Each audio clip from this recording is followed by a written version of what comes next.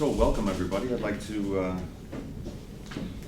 welcome you to the third CERC seminar of the semester, and there are more to come.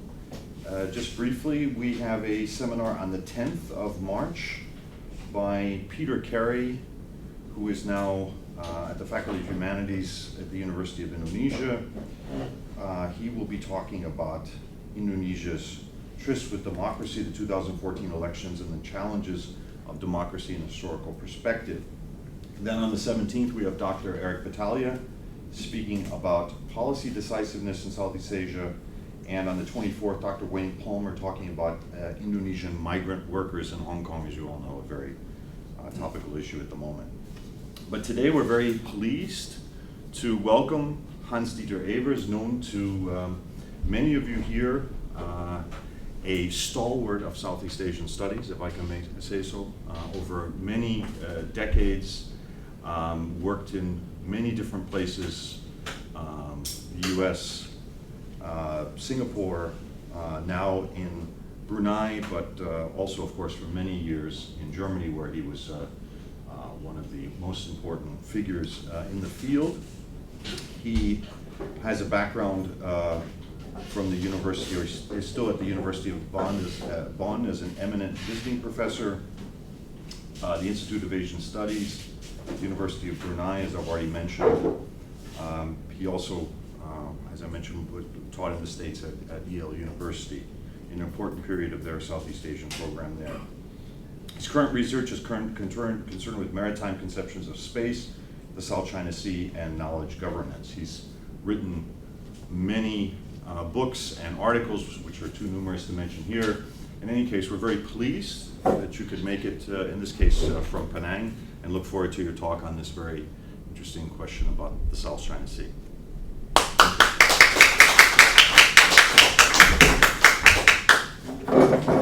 Well, thank you very much for this warm welcome. Greetings from Brunei, Darussalam. May I ask who has ever been in Brunei? Well, at least 3. That's more than I usually find.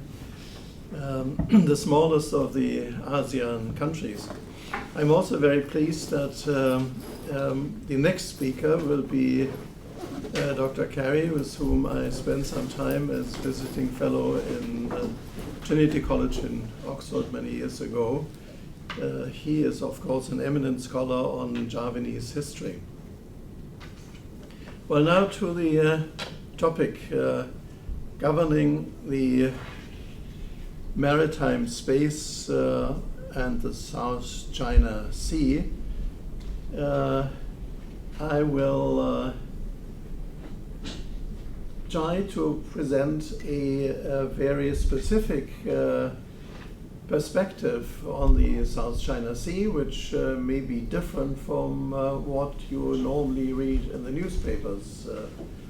I'm not discussing the political issues that are very prevalent these days, and that some people feel might get the whole area to the brink of war.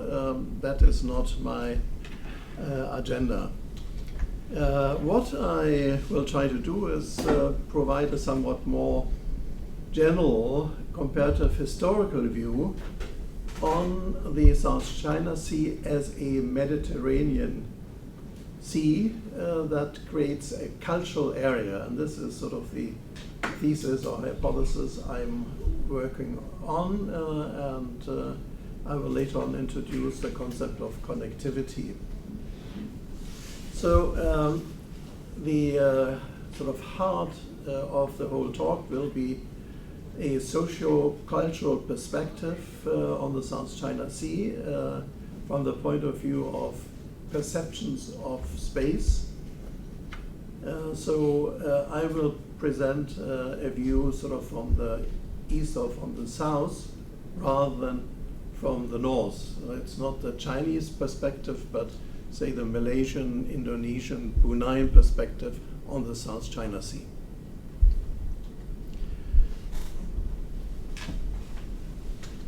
Well, if you look at the South China Sea, and one of the many maps that are published in the press or that you see on TV, it really looks very, very confusing. Now, if you just look at the attempt at governing the South China Sea in terms of drawing boundaries, they all crisscross each other, and one doesn't quite know which is the real boundary and how does the South China Sea look to the various countries around its borders. So being as confused as probably you are, I thought, now what sort of perspective should one have to understand this big mess that you see on this map? So let me, in true German fashion, come to a note on the methodology that I would like to adopt. Now, trying to understand a very complicated matter is the typical approach of Weberian type of sociology, verstehende Soziologie, usually translated not quite correctly as interpretive sociology.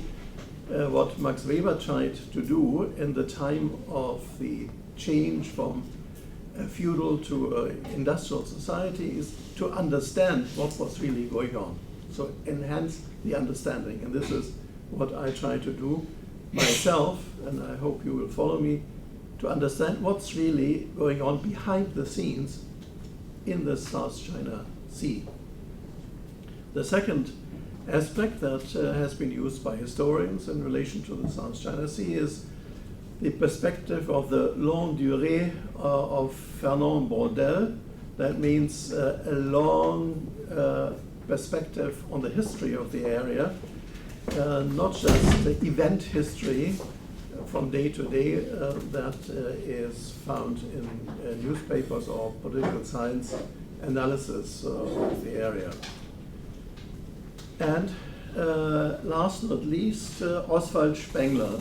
He may be known to you by his main book, which is called The Decline of the West, Der Untergang des Abendlandes. And this is very topical in the sense that now everybody is talking about the rise of East Asia, the rise of China, and the decline of the West. So I sort of rediscovered for myself his book that I had to read as an undergraduate many years ago. And in this book, The Decline of the West, he talks about what he called Ursymbol, the basic symbol that you find in all sorts of civilizations. So there are basic symbols that determine the longue durée, the long range of history. And his ideas I basically grounded in the epistemology of Immanuel Kant, who in his writing about the pure a priori reasons of two basic concepts in all human societies, time and space. Now, I don't want to go into this any further, but I mean, this is sort of the general background of this concept of Ursymbol of space that is so important according to Oswald Spengler. Okay, now looking at the South China Sea as a Mediterranean sea, and of course the whole of Southeast Asia is full of Mediterranean seas.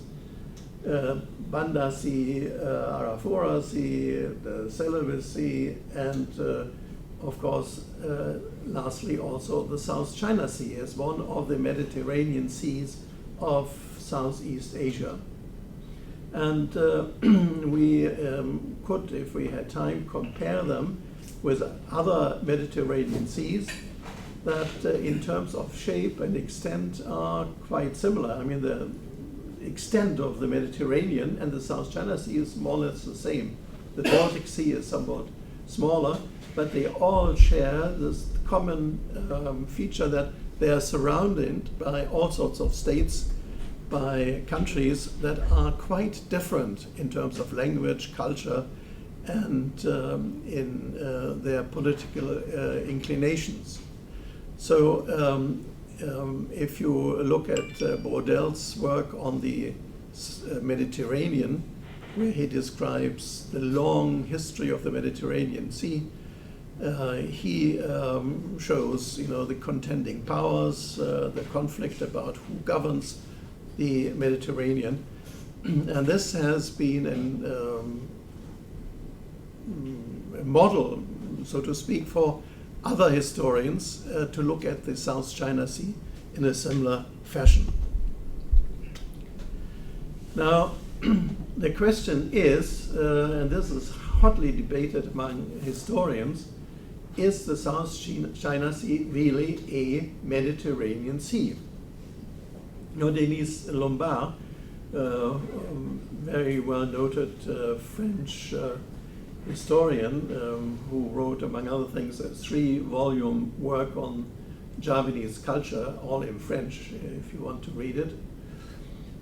He talks about the Asian Mediterranean, and he refers to these various Mediterranean seas that I mentioned already. Or another historian, well known, Anthony Reid, talks about the age of commerce that really established the South China Sea and the Straits of Malacca, Java Sea as Mediterranean seas through all these trade connections. And there's a wealth of literature from antiquity to now about trade relations across the Mediterranean seas of Asia. Now this shows the Mediterranean seas do not separate countries, they bring them together, because the technology of seafaring was very well developed already, maybe 2000 BC, as archaeologists tell us. Now, this view was challenged by noted historian Wang Gangwu, who said, no, first, you cannot really call the South China Sea a Mediterranean Sea, and he gives all sorts of reasons for it.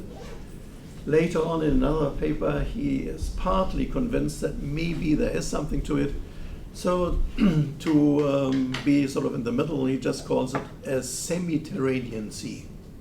It's not really completely, but, well, there is something to it. You can read this debate if you want, but myself not being a historian, I don't want to dwell any longer on this.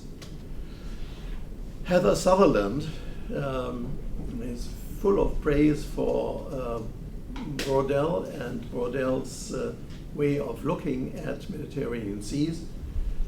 Inspiring, she called it. But then, of course, being Heather Sutherland, being Heather as she is, if you know her, she is a historian in the University of Rotterdam who has done a lot of work on local trade in Southeast Asia, not the Portuguese or Dutch or British, but local country trade.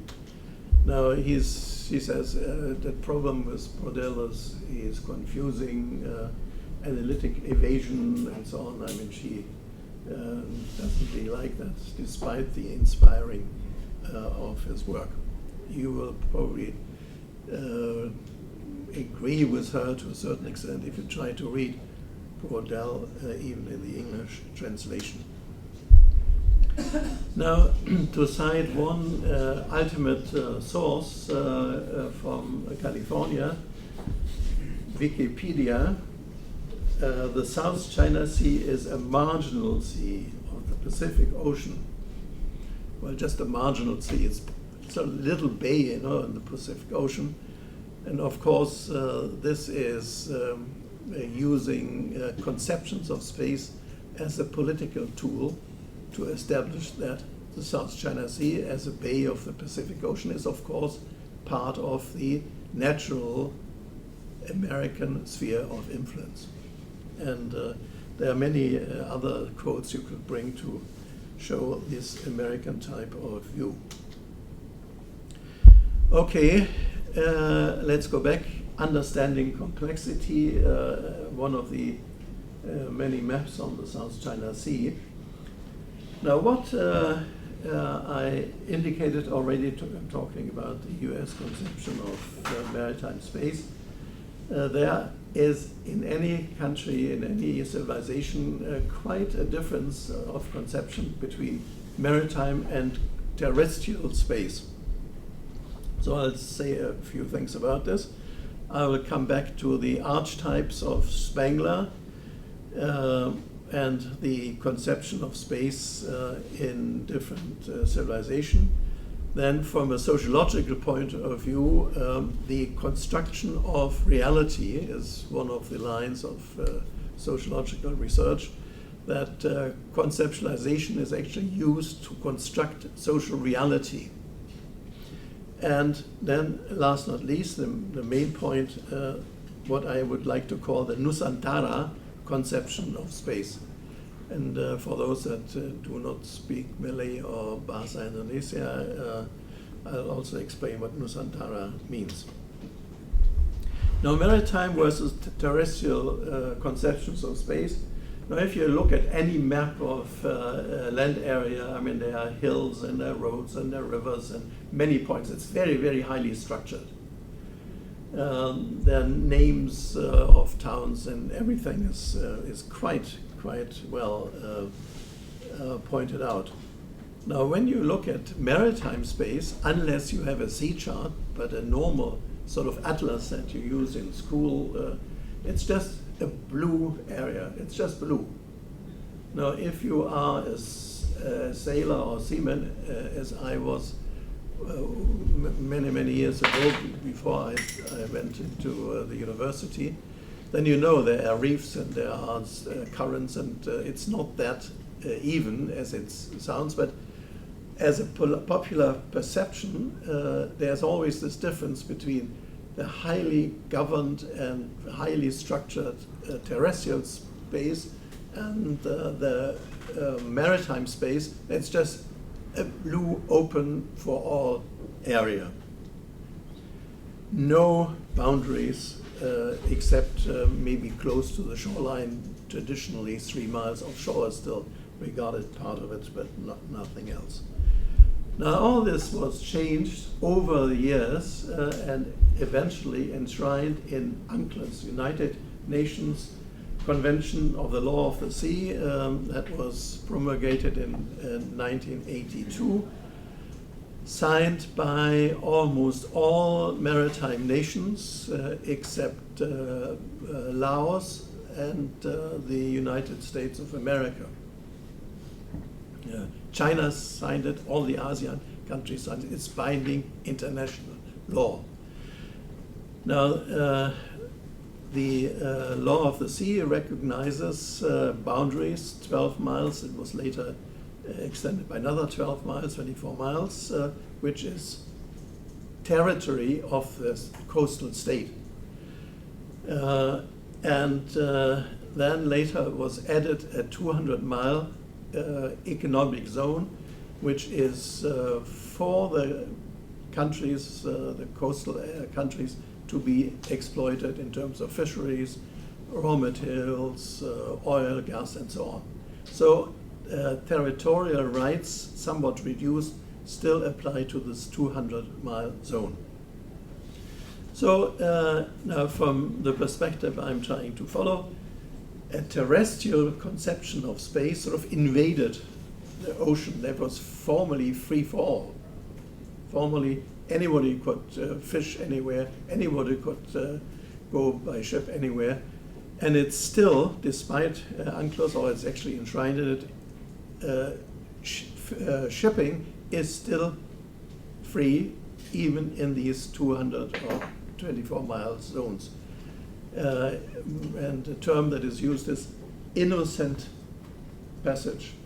Now, innocent passage means that you are not a warship.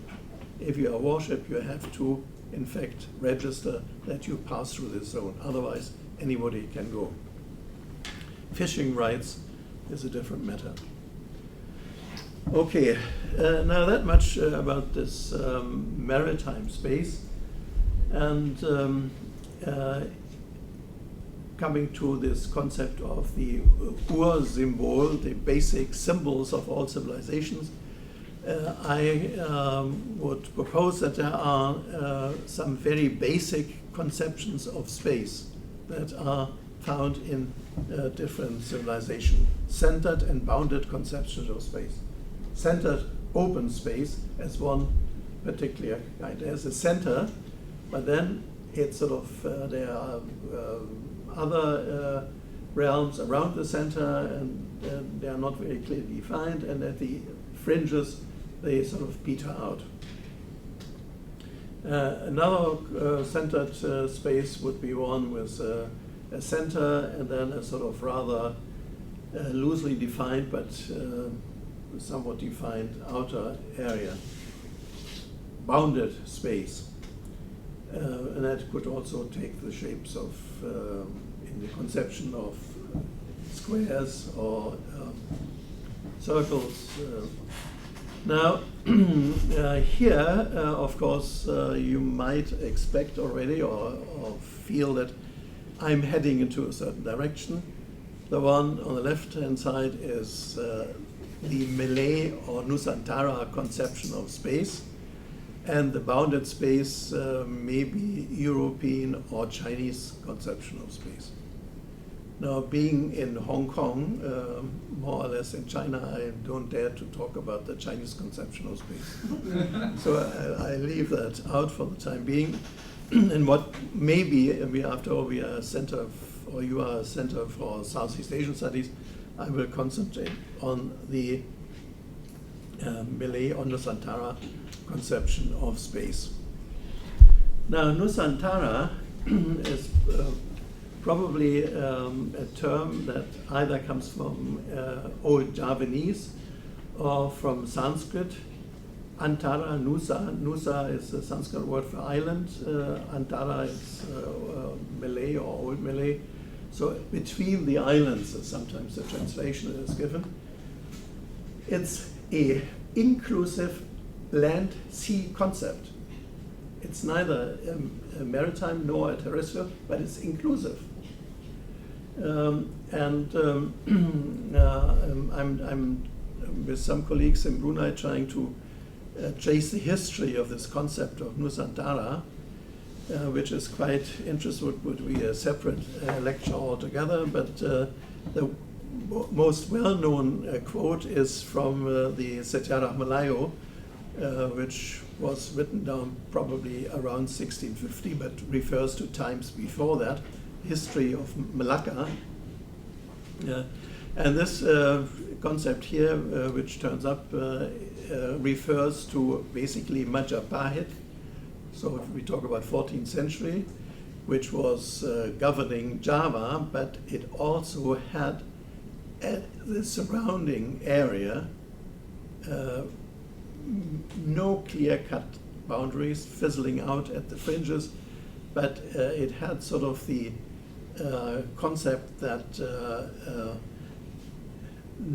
that the Segala Raja Nusantara Pula Setengah takluk kepada Baginda. So they all somehow were attached to the Baginda, to the ruler of Majapahit, but who that was and where the boundaries are is not very clear. By the way, there are also interesting studies which are sort of beyond our realms and on Sriwijaya, where like Herman Kulke, for instance, a historian on Sriwijaya, made similar points. So I would call this the Nusantara or Malay conception of space, all-inclusive, land and sea. It has been already discussed under the term of mandala model, which means you have sort of the center, usually the kraton of the Sultan or the Raja, and then around in Yogyakarta, for instance, the Manca Negara, it's an area which is directly attached to the kraton, and then you have all sorts of villages and areas further out, and then in the ulus and the rimba and the forest, it sort of disappears and nobody knows exactly where the region ends. Majapahit in Malacca would be organized in this way. Or Solo in Yogyakarta, I'll show you some details of this in a minute. And the similar model also applies to the Malay sultanates on Borneo, among others, Brunei, Darussalam. Now, being Hamba Sri Sultan of Brunei, I have to at least put in at least one slide on Brunei. Now, Brunei is a good example of the traditional Malay Sultanate, located always at a river, a little bit upriver from the Muara, from the estuary. And here you see in the left slide, Kampung Air, the water village, which used to be the center of Brunei state. And the palace of the Sultan of Brunei was actually located in the middle of this water village. An old remnant of this is still visible, but since oil has come in, the Sultan does no longer live in a small wooden palace, but he has produced in the middle the largest palace in the whole of the world, the palace of the Sultan of Brunei. Now it is, as you see, also located next to the river, and also in the vicinity is the state mosque. So you have the Malay village, the Sultanate, and Islam, and this is sort of enshrined in the state ideology, the Malay Royal Islamic State. Now, in the background of this photo, you see the hills. That's where the Iban live, the Dusun, the various tribal population of Borneo. And the Sultan, well, sort of rules about this. In pre-colonial time, nobody knew exactly where the boundary was. Maybe one chief was, his allegiance was to the Sultan of Brunei. The one in the next longhouse sort of paid obedience to whoever was the Sultan in Pontianak or in Kuching or any of the other places. So exactly this model I tried to present at the beginning. Clear-cut center, the Malay population directly related to the court, to the, in Java, the Kraton, or here, the Sultan's palace, and then several others that sort of worked or were the labor power for the realm. And then in the Ulu, in the backyards, upriver, it somehow petered out, and then there was no clear-cut boundary anymore. Now the area beyond the Muara in the sea was also, in the same way as upriver, downriver, was also part of the Sultanate. But again, which islands out there, which part of the sea exactly belonged to the realm of the Sultan of Brunei was never quite clear. It was sometimes supposedly quite big, then it shrunk, so it was changing all the time. Now, two maps. These are not maps made by Malays or Javanese, but a Dutch map of Yogyakarta and Solo, 1830. Now, you see that there are all sorts of little patches. The map is not very good. It's an attempt by the Dutch to put a European conception of space on a map by drawing clear-cut boundaries. No such thing ever existed. You can check with Peter Carey when he comes. He knows much more about this because he has studied all the court records of Yogyakarta. Now, as I explained earlier, there was the Kraton in in this case Surakarta and Yogyakarta, and then there were all sorts of villages that had certain tasks to do, whitewash the Kraton walls, or produce bananas for the court, or various tasks, or have warriors for the local army. But they were, one village might have to do services, Raja Karya is the Sanskrit word, for Yogyakarta, the next village 2 miles away for solo. So it was always a checkered pattern without any clear-cut boundaries around. As a sort of more funny type of example, this is taken, I think, from a paper by Dennis Lombard. Somebody drew a map of Indonesia in the form of a clock, and the center, as you will see, is Krakatau, the big volcano, which was seen as a violent center of the whole area, and then Java is there and Sumatra is there. And just as in brackets story, I met somebody in Yogyakarta who explained to me that they did certain ceremonies to keep Java and Sumatra together. They put some paku and put strings around it, chanting sort of magical chants, because they were drifting apart. So you had to do something to put them together. So this concept that even, a whole island could just float away and the boundaries are not clear, was sort of reenacted in this. Okay, if you look into Malay history, there's evidence that this goes back very, very long time.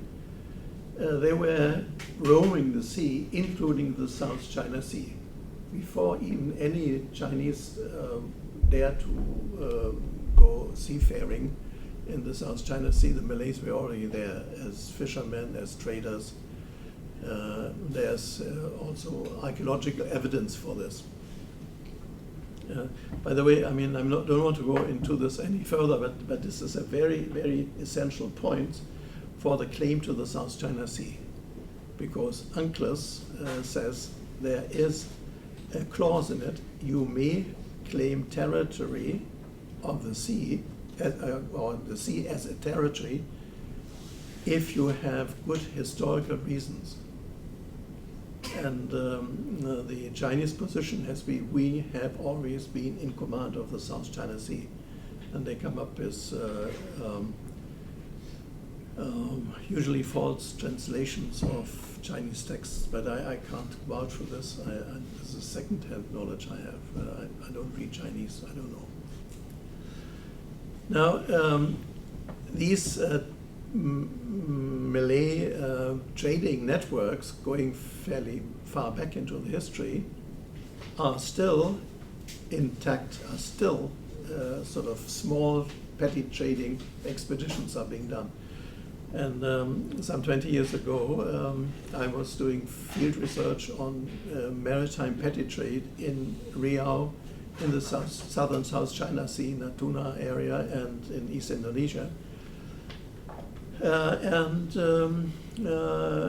I interviewed sea captains, and they were just roaming the whole area in their vessel, usually smuggling and making a profit by that, unnoticed, not found in any statistics or any trade statistics.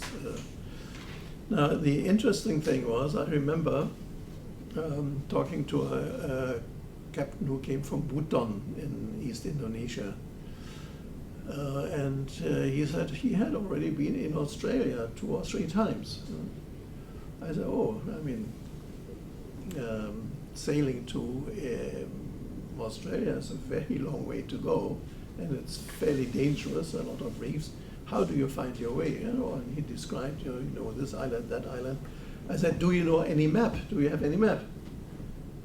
map. Oh yeah, we have a map. He went down into his cabin. He came up with a map, and I looked at this map, and it said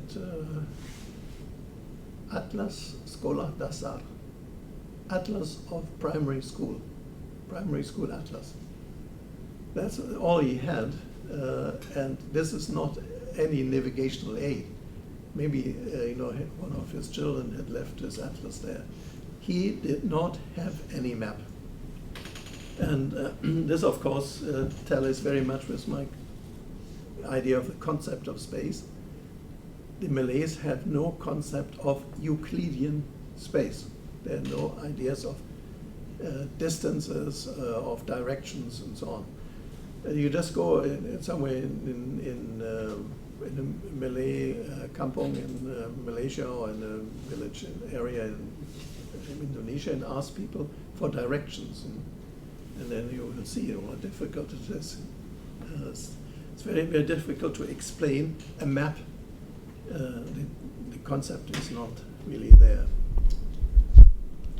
So this is what I call the Great Malay Maritime Mystery, M3. And I launched an inquisition or request, and I wrote to all my friends, all the big scholars from Mangan to Kuurke to when he was still alive, Lombard, and asked, well, do you have any maps attached to classical Malay texts? Nobody could come up. There are some papers from in Bedrachen's first one, 1935, says, oh, the Malays have maps, but we couldn't find them. Maybe they perished because the climate is too bad. But so far, nobody has ever come up with a Malay map. There are some Buginese map, there are copies of Portuguese ones, but they just do not have a conception of space that is sort of a Euclidean type of mapping that is so prevalent among Europeans, or for that matter also Chinese. There are fairly early Chinese maps also of the South China Sea. Okay, now I come to my last point. This is actually just starting a research project in the Institute of Asian Studies in Brunei on connectivity. Now, connectivity, as you might know, is a term that comes from internet. If you have an internet connection, you measure connectivity and the amount of gigabytes that go back and forth. So we thought, okay, we look at the South China Sea as a Mediterranean Sea and look at the connectivity, sort of what sort of connections create this South China Sea as a cultural area. So connectivity is seen as a system of, not of government, but of governance, if you know the difference. Now, of course, there are classical forms of connectivity, patron-client relations, family, business networks, chronism, and of course there's a lot of this around the South China Sea in countries, but also in terms of the whole Chinese business networks are very much like family business networks, and there are quite a number of studies to show that. But there are also modern forms of connectivities, like multinational corporations, production networks, outsourcing, and internet connections, etc., etc. Now,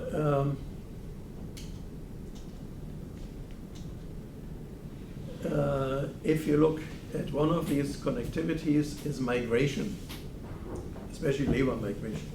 Now, there are the old theories that you might still find in old textbooks, that the whole area of Southeast Asia was settled by migrants that were coming from the north. There are some, they say they all come from Yunnan. I don't know why they always, Yunnan is sort of always seen as a source for migration. And I remember one, I think it was Heine Geldern, who writes There is der Glutofen der Tropen, what's that? The hot oven of the tropics that burns people, so they always come and then they get burned in the south. So it was his way of explaining this migration of all the Austronesian peoples from China, basically.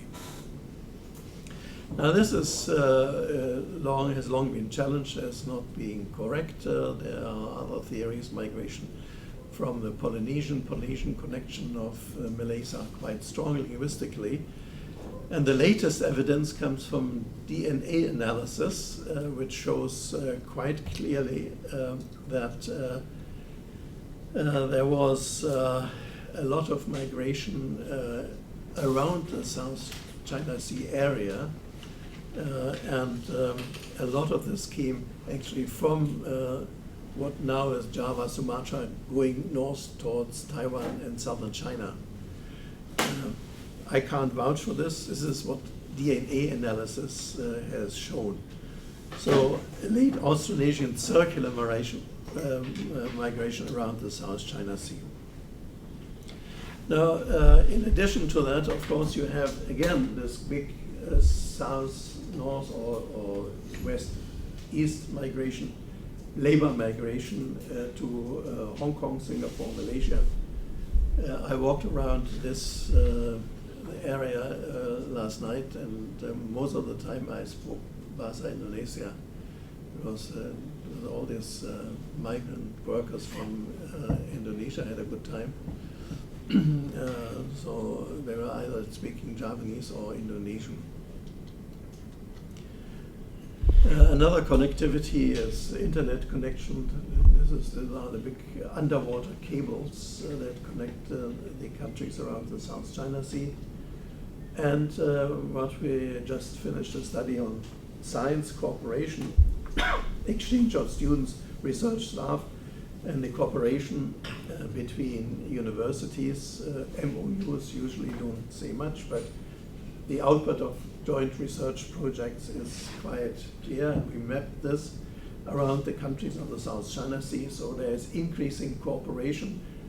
People do work together mainly in the sciences, including of the South China Sea. There are thousands of papers written on fish, on ecology, on sea transport on the South China Sea in cooperation with other countries. And this is the 1990-2000 period. And when you, even Brunei is sort of involved in that, being a very small university only. But now, of course, the cooperation of China, Taiwan, China, Singapore is really fantastically developing. But also across the South China Sea, various countries work together. So that means connectivity in various social and cultural area is increasing. Okay, let me come to a conclusion. All the diplomats are trying to come to some solutions of the problems of the South China Sea. They have meetings over meetings, very good dinners, I'm sure, staying in nice hotels, and at the end, nothing much really happens. Chinese position hasn't moved very much. The Filipinos being sort of very hot-tempered, kick up a fuss once in a while, and some demonstrations. Bruneians keep very quiet, being a small country. Singapore is sort of a bit out of it. That doesn't have any claim on the South China Sea. Vietnam is very strong-worded.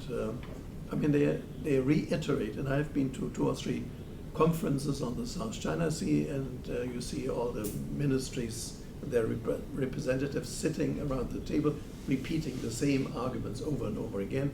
No solution is in sight. So now my line of research, I mean, this is more a project than a final result, is let's try to understand what's really behind. One is the long durée of history, what has happened over the long period of time on the South China Sea, and what is the basic conception of space in different countries. The very big difference is the conception of space that the Westerners have, in this case mainly, the main player being the United States. The main players, China, with a very, very strong conception of space, from geomancy to cultural symbolism, archetype according to Springler, but then also the Nusantara position being very much steeped in cultural traditions that I try to explain. So a Nusantara model of sharing of resources, meaning a patchwork of all sorts of different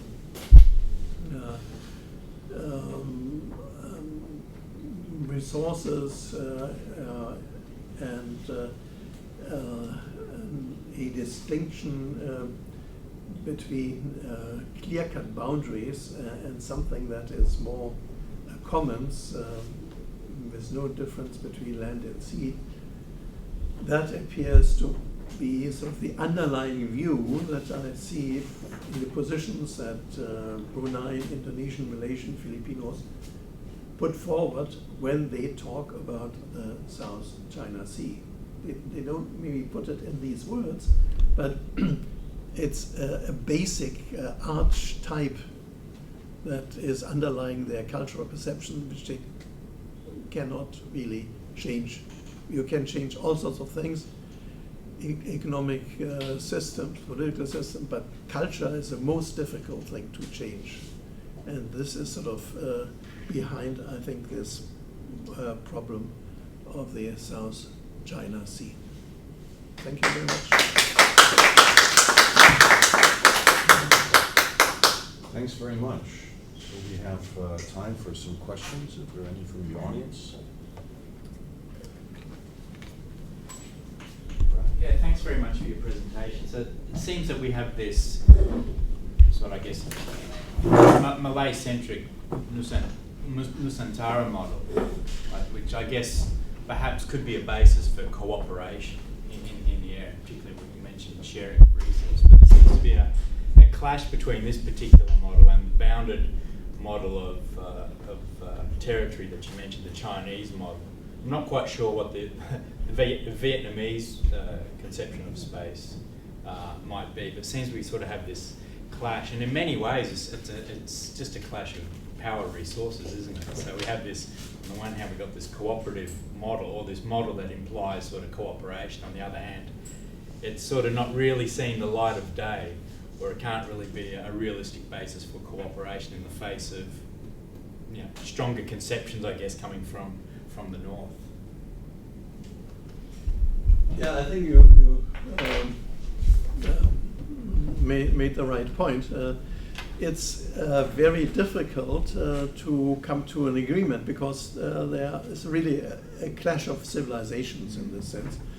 But if one tries to understand the other side, that they have a certain position, then I think the way is open for some sort of negotiations. But so far it seems that all contending parties, including the Vietnamese, and also very strong views, they don't quite understand what the others want. And it's a lack of understanding that makes a solution almost impossible at the moment. So maybe that's part of our attempt as scientists to bring things into the open, and eventually it might filter down to the politicians that make decisions. Your presentation is really thought-provoking. For the Vietnamese, we have a conception of time, and also conception of us being from the south and China from being the north, the more powerful big brother. So time sort of determines whether we should collaborate or we should be more aggressive. So Vietnamese, in terms of time, they can sort of bend in terms of what the environment is. And there was, until recently, there was a time in which Vietnam and China and other countries were collaborating in this part. It was just when China became more aggressive that this caused a lot of issues. I guess my question to you is, it seems what the Malay concept of maritime, it seems it's just sort of delay the obvious of it's delaying war. It obviously wants peace, but war, if you look at Malay and Vietnam, for example, they have the same concept in terms of land, where they used to be in the central Vietnam. And they had to sort of, kind of reconceptualize in order to survive and avoid, but eventually they were conquered by the Vietnamese. So it seems to me like, particularly Brunei, who will be the next chairman of the rotating chair of ASEAN, I think they will sort of try to do their best in terms of avoiding conflict, which I think it makes sense, but it really comes down to China. I don't know. I don't know what you think. That's a tricky question. Now, I have talked to friends in Singapore and Malaysia and other parts of Asia about this. Now, some of them are quite clear. They said, let's not talk about this culture and all this. When it comes down to it, it's realpolitik. It's real politics. The Chinese want the oil, period. And they have a very long time perspective. Whether they get it now or in 100 years is not so important, as long as they get it. So that's one point of view. Now the Vietnamese that you're talking about have a somewhat milder version of this. They also want the oil, they need it for the economy. But the area offshore between Vietnam and Thailand, for instance, has a lot of cooperative agreements that they have certain areas in the sea where they bring in oil companies, maybe American, they get the oil, they have the technology, but then there is profit sharing between them. So there are several such oil fields based on profit sharing. Now, in Brunei, they're thinking along these lines, opening new oil fields, so they have some profit-sharing agreements with Malaysia. So that is one avenue that is sort of on the card, but in economic field. But when it comes to politics, then there is a 9-dash line. China says this is our territory, period. So they look at the South China Sea as like a terrestrial area, like a territory, which is a clear-cut boundary, which does not conform to the boundaries drawn according to the United Nations law of the sea. Again, there seem to be multi-layered views, of politics, sovereignty, economic interest, as well as sort of cultural ideas, national pride. The Filipinos are very, very strong on national pride. We have our territory, we will defend it. Big words, But again, being an epileptic state with a lot of islands, their boundary concept is also fairly loose. They can't say exactly where our boundaries. And last not least, you have the complication of islands or rocks in the South China Sea. Now most ASEAN countries try to bank on that, said we claim an island, and that's therefore, according to the law of the sea, we also can claim the 200-mile zone around an island. I don't want to go into the legal aspects of this. It's discussed a lot. But that's one sort of political line. Claim an island, put an airstrip on it, put some buildings on it, and say, okay, this is now our island, so we are entitled to the 200-mile economic zone around it. Not as our sovereign territory, but as an economic zone where we can get the oil, fishes, and so on. Even if we look at the cultural aspects, and that's why I want to ask others in terms of what they think of the Chinese cultural understanding of the South China Sea. For Vietnamese, at least informs the way we think of Chinese culture, is that our understanding of Chinese culture is that the Chinese think of themselves as elephants, right? And as elephants, they should, for them, the win-win situation would be to stamp on South China Sea to see what happens. If, for example, they stamp on South China Sea and there's so much reaction, they can always put the foot back and then renegotiate. If they do that, they still may have a bigger pot when they cooperate. But as a big elephant, that's what you need to do. Why would you do anything differently if you're the elephant? So I don't know. That's how Vietnamese think of how Chinese think of themselves as the elephant, and so they have to think that way. I would look at it differently. What you have is you mentioned this 9-dot line or the cow's tongue or whatever you want to refer to. This is a 1940s era nationalist design. The nationalists in the late 1940s came up with this, and the communists appropriated it. But China is not a maritime power, although it's making efforts in this regard. It's a continental power, so it's no surprise that it would apply these sort of terrestrial notions of space to maritime areas. The line, as you said, was created by the nationalist government in 1947. But it has been reaffirmed by the current government and several times. So they have, in fact, partly claim their claim is based on that this map has already existed for such a long time; it was not challenged. But when we come to the Vietnamese point of view. The Vietnamese went to war with China, and they didn't lose, they didn't win, but at least they were holding their fort. So there, I think, is still a strong sense.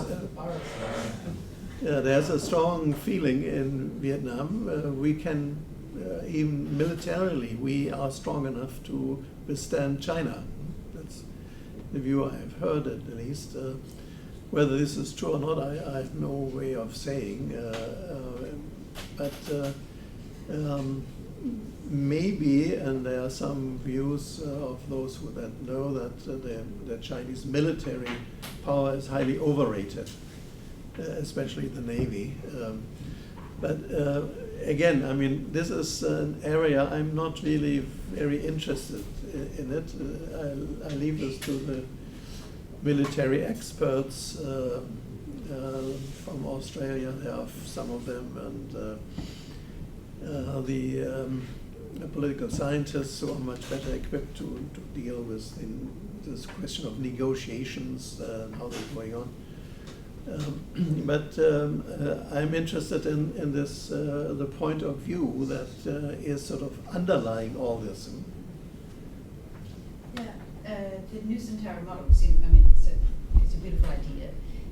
But is there actually has Indonesia actually gone into any sharing arrangement with any neighbours? You mentioned that Vietnam and Thailand do sharing on exploration, oil and so on. But is there actually anything, does Indonesia actually? Not as far as I know, but their territory, in terms of international law, is quite settled. There are one or two overlaps, and especially also in the Straits of Malacca. Their negotiations have been going on. Some of these claims have been settled. Right. But there's no really very big issue between, say, Malaysia No. and Indonesia on this. Aren't states which sign up to UNCLOS, that is on the one hand accepting nation states and borders and that these things are capable of being decided according to law, at the same time as wanting to claim a sort of Nusantara model, they're trying to have their cake and eat it. Well, there are 2 points. One is that if you see the Indonesian position, or what I know somewhat better, the Malaysian position, I've talked to some of the Navy people and the Foreign Affairs people in Malaysia. They are at a loss to understand how the Chinese really think, and why do they want that South China Sea, which from their point of view has always been, at least large part of it, part of this Nusantara, the area between the islands. They have this concept of Tamadun Malayu, the Malay civilization, which has some grounding in historical facts. I mean, this always has been a Malay area. And they find it very difficult to find a position, how to act. Like Brunei was, in fact, until just now, the chair of ASEAN. And they had all these big meetings in Brunei. That's why I have a Brunei flag here. Somebody came up from the Ministry of Foreign Affairs and said, "You are Brunei, you have to put this flag on." So when I was there at the meetings. But also in Brunei, they don't want to challenge Chinese power. They say they have no chance at all. But there is a lack of understanding. Why do they do that? Okay, they want the oil, but we could have an oil company and we ship all the oil they want to China and sell it. But why do they claim the territory? That's sort of a lack of understanding of the Chinese position. And I think that's why nothing really moves at present. Yeah, as far as you know, the Chinese position is based on their ancient concept of scenic zones. They divided the area into different zones, which extends until practically Africa. So the closer zones, which were their definition was who pays tribute. So this goes to 1,000 years of history. Who pays tribute? So those who are regular in the tributary relationship, while they did not claim them as theirs, that they claimed that they had some semi-sovereignty as defined at the time. So they had actually 3 zones. Now you're saying the Nusantara zone. For our archipelagic countries, that's no problem. The fact that seas unite rather than divide, that's an old thing. It's not a new thing. And it's easy to understand for archipelagic countries as we call them now. But China, they have no islands except Hainan and Taiwan. If it's Taiwan is there, so means nothing to them. So the concept, the concept of Chinese zone is very different from the Nusantara. Yes. So they will not coincide because they have no basis in reality. China doesn't have the same uniting the islands, seas, uniting the islands. They don't have that concept. So their concept is, as you say, terrestrial. So we have the sea to protect us, just as the US has an Atlantic and has a Pacific. They don't have. So they have only all this body of water fronting them, and of course they're afraid. Oil is beside the point. So that's another issue altogether. Is that they have to have a seafront that they will feel safe. Now, of course, that concept does not hold now. Not even this island that you mentioned. Okay, there are some scholars that say, okay, get an island and define the 200, but because there's already a definition now of what is an island. You cannot just get there something and then put a flag and then there has to be habitation. There are about 6 definitions that qualifies what an island should be. Not only that there's a minimum size, that it must be above water, even high tide or whatever, and then can support habitation. So it's not that simple. So, okay, well, your concept of Nusantara is very interesting, but I really see no possibility of moving forward, because the Chinese view is just, we want the seafront. The hell with Nusantara. Well, you're probably, But you're probably that's a little, correct. I mean, I'm not Chinese, but that's a little harsh, because even when you talk about the scenic zones, there were periods in which there was relative stability and peace between the different countries. And so it's you know, there can be a strong China that don't necessarily have to be aggressive. I mean, there are instances in history where that was the case. And so maybe, maybe China now is just, there's a learning curve in which they need to figure out how aggressive they need to be. And so, you could see it as a learning curve, that it's not to say that in 5 years from now that things can be quite different. Yeah, this indistinctness that we find in maritime Southeast Asia, the so-called traditional Malay world, an uncertainty about territory and land and distance and ownership and these sorts of, is this unique to Southeast Asia, or at least to the maritime part of Southeast Asia? Do we find this anywhere else in the world? It doesn't sound like the West. It doesn't sound like China. It sounds like it's fairly unusual. And would that be, if it is unique to that part of the world, is this a function of traditional underpopulation, or at least low levels of population? And you're right. I mean, traditionally, sultans just like to stake out a bend in the river, or even better, a river junction, and just extract resources from passersby and the like. And that's traditionally the way in which the Malay world functioned, I guess. So, but is this sort of this outlook and this norm that seems to persist, at least in some measure, even today? Is it unique to Southeast Asia? Well, I don't know. There may be other areas, maybe in the South Pacific, where you have similar ideas, or the Seychelles, or but at least in Asia, it's quite different from China. It's different from India. It has a sort of unique connotation, and it's very widespread among population. Maybe I'm biased in the sense that part of my research was with seafarers and captains, and they have this feeling. But also, if you go into the political literature on Indonesia, the term Nusantara was very much instrumentalized as a political term. During it was used during konfrontasi between Indonesia and Malaysia, and was used as a claim that this is all Nusantara, it's all the Malay world, and we, as Indonesians, are the only ones that really are the heirs to this Malay world of Nusantara, including Malaysia, that should be incorporated, including Brunei and maybe the southern Philippines. So it was turned into a political concept at that time. On your intervention, I fully agree. I mean, the Chinese couldn't care less, and they don't know anything about Nusantara. For them, it's no issue.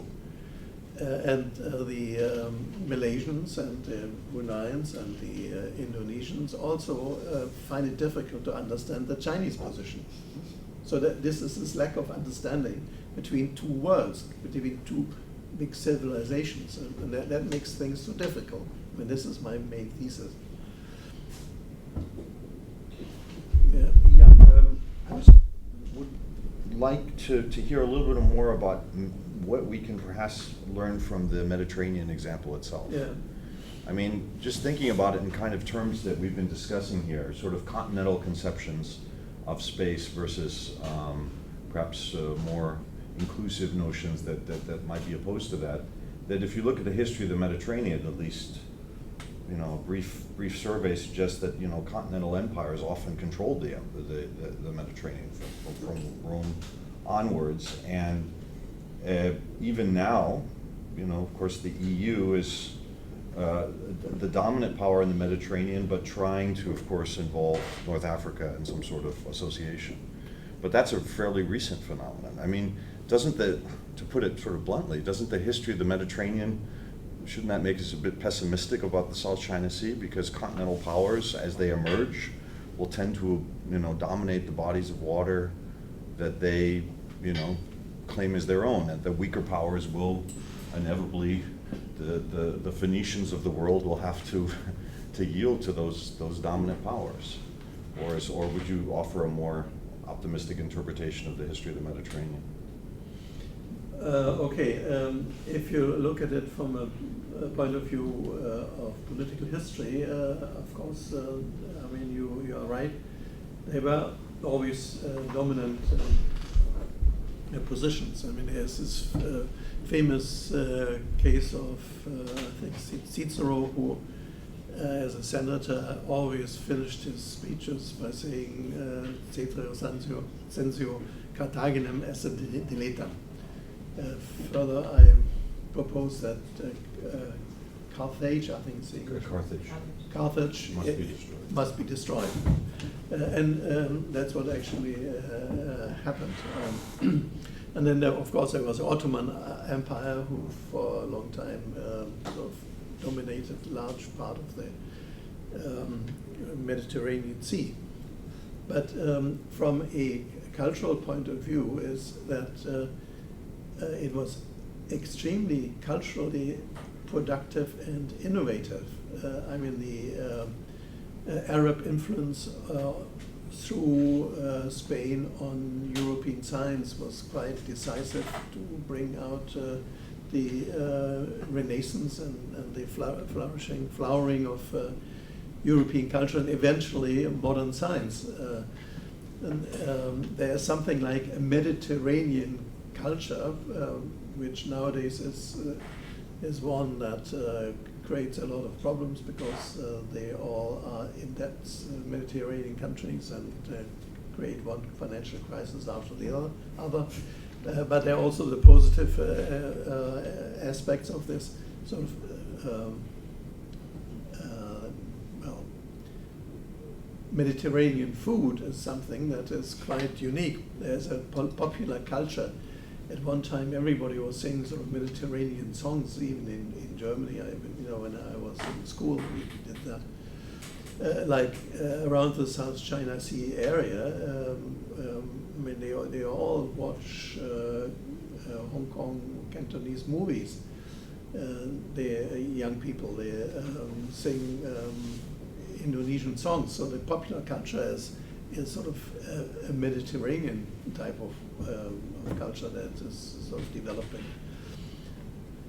You have different aspects to this. If you only look at the purely political aspect of it, who dominates, that's sort of a narrow view of history.